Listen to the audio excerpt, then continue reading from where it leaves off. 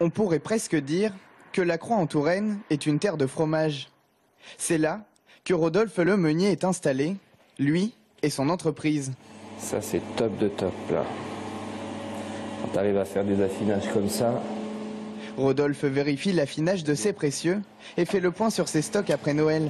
Hop là, il nous reste un petit peu de matos aussi. Là, on a tout ce qui est brie de meaux, toutes les croûtes fleuries sont de ce côté-là.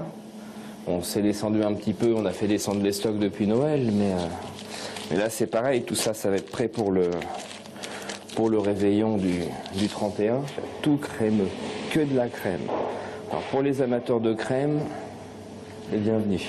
Quelques mètres plus loin, c'est ici que les fromages sont préparés et emballés avant d'être acheminés pour la mise en vente. Ce centre d'affinage contient 400 références au total. Et depuis quelques années, l'entreprise familiale s'est ouverte à l'export. Mais le Tourangeau n'oublie pas pour autant de veiller sur les tendances en France.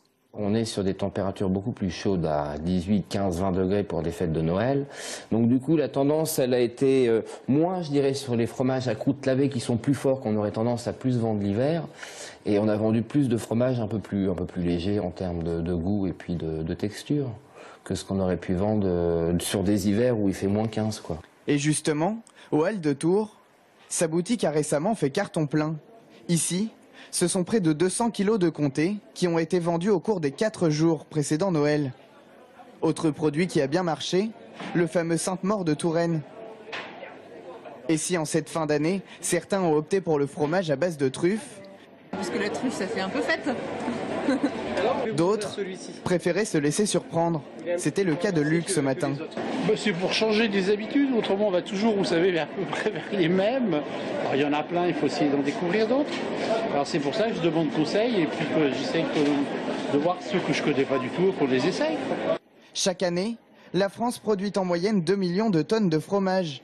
Et les Français sont les plus gros consommateurs au monde.